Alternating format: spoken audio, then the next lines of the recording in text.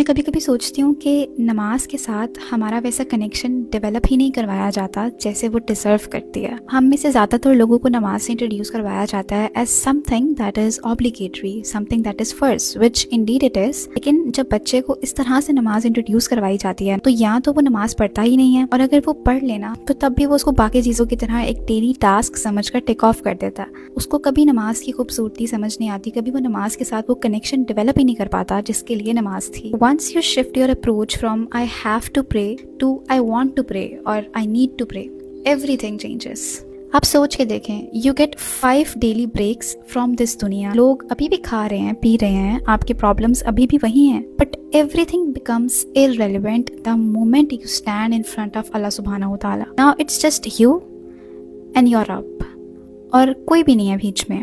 नमाज is like reminding you to constantly keep a check on yourself. कुछ गलत कर रहे हो तो वापस आ जाओ, अकेले फील कर रहे हो तो you have already 5 appointments with Allah सुब्हानहू व तआला। एंड नाउ आई रियलाइज कि नमाज को क्यों ऐसा गिफ्ट दिया गया था on the night of Miraj.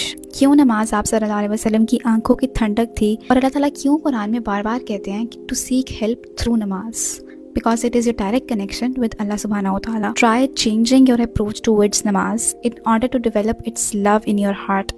And now I think you know who to share this reel with.